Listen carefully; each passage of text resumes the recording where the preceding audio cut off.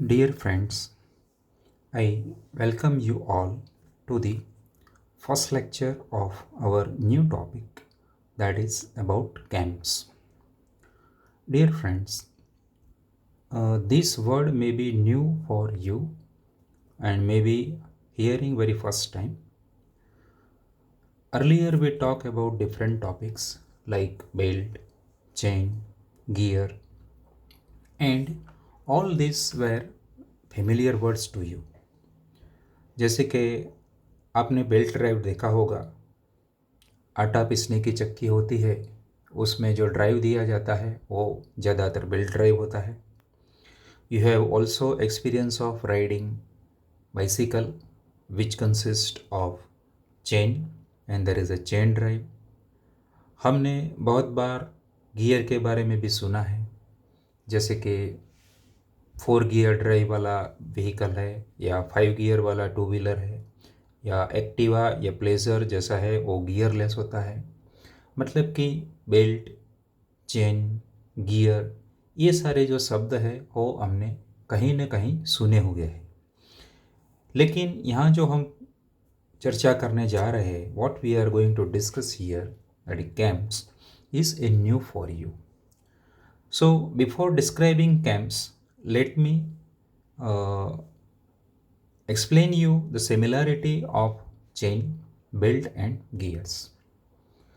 हमने देखा है कि बेल्ट ड्राइव में ड्राइवर पुली रहता है और ड्रिवन पुली रहता है, और दोनों का जो मोशन है वो रोटेशनल मोशन रहता है। ड्राइवर पुली रोटेट करता है, ड्रिवन पुली भी रोटेट करता है। Similar same thing happens also in chain drive. The driver's sprocket and driven sprocket both rotate. Gear drive is also a similar kind of drive when the input motion is rotational as well as the output motion is rotational. Driver और driven दोनों का rotational type का motion होता है। But all the time in engineering applications we need other than rotational motion as a output. हर जगह पे ही rotational motion output में हो ये चाहिए ऐसा नहीं है। बहुत सारी ऐसी जगह होती है जहाँ other than rotational motion like reciprocating motion, oscillating motion वगैरह भी ऐसे हमें आउटपुट में चाहिए। तो उस वक्त हम बेल्ट ड्राइव, गियर ड्राइव या चेन ड्राइव से काम नहीं चला सकते, लेकिन हमें दूसरा कुछ सोचना पड़ता है।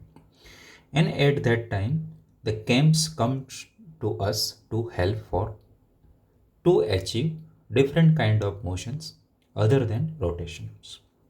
तो आखिर में ये कैम है क्या? So let us add one more word in our dictionary in addition to belt, chain, gear and now cams. So अगर कैम की बात करें तो और कुछ नहीं बट एक मैकेनिकल मेंबर है जो फॉलोअर को मोशन देता है।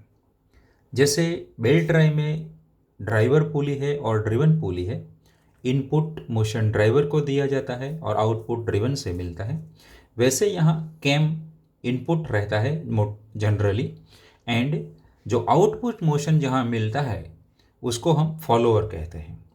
तो कैम का क्या काम हुआ? Cam is a mechanical member which imparts motion to the follower by direct contact. यहाँ जो फॉलोअर और कैम है वो हमेशा एक दूसरे के कांटेक्ट में रहते हैं और जैसी ज़रूरत होती है उसके मुताबिक उनके शेप, साइज़, आकार सब अलग अलग तरीके से बनाए जाते हैं। वो हम नेक्स्ट लेक्चर्स में देखते रहेंगे। कैम जनरली रोटेटिंग मोशन में होता है या कभी कभी रेसिप्रोकेटिंग मोशन में भी होता है। That is a input. यहाँ हम दो मेंबर की बात कर रहे हैं, cam and follower. Here cam is acting as a input member and follower is acting as a output member. तो इनपुट मोशन जो कैम से हम प्रोवाइड करेंगे वो रोटेटिंग मोशन भी हो सकता है और रेसिप्रोकेटिंग भी मोशन भी हो सकता है, और जो फॉलोअर का आउटपुट मोशन होगा वो it can be rotating motion or reciprocating motion or oscillating motion also. So depending on requirement, which kind of cam and follower we should use will be decided on the basis of what kind of output motion is required and what kind of input motion is available. Cam का सबसे बड़ा ये achievement है, ये फ़ायदा है कि हम कोई भी जो कॉम्प्लिकेटेड मोशन होता है जनरली वो बेल्ट, चेन या गियर से नहीं अचीव कर सकते, वो कैम की अलग अलग अरेंजमेंट से अचीव कर सकते हैं. That is the benefit of cams. Cam का अगर हम यूज़ देखें तो बहुत सारी जगह है जहाँ कैम यूज़ होता है. वो ज़्यादातर ऑटोमेटिक मशीन्स जो है उसमें उसका यूज़ होता है. मोस्ट वाइडली आईसी इंजन में जो इनलेट एंड आउटलेट जो वाल्व्स होते हैं, सक्शन एंड एग्जॉस्ट वाल्व, उसका ओपनिंग और क्लोजिंग मैकेनिज्म में कैम का यूज़ होता है. मशीन टूल्स जो है जो वर्कशॉप में यूज़ होते हैं, कैप्स्टन एंड टरेट लेथ, वैसे मशीन में भी कैम का यूज़ होता है. प्रिंटिंग कंट्रोल मैकेनिज्म जो है प्रिंटिंग प्रेस में जो यूज़ होती है वहाँ भी कैम का यूज़ होता है. और ऐसी बहुत सारी जगह है जो हम निर्देश कर सकते हैं कि वहाँ कैम यूज़ हो रहा है. काइनेमेटिक्स की लैंग्वेज में अगर हम बात करें तो कैम और फॉलोअर का जो कांटेक्ट रहता है वो डिपेंड करता है कि कैम और फॉलोअर किस टाइप के हैं. वो कांटेक्ट आइदर पॉइंट टाइप का हो सकता है या लाइन टाइप का हो सकता है. तो इसीलिए वो दो जो मिलते हैं, वो जो पैर बनती है कैम और फॉलोअर के कांटेक्ट की वजह से, वो उसको हायर पैर में क्लासिफाइड करते हैं. तो cam and follower constitutes a higher पैर.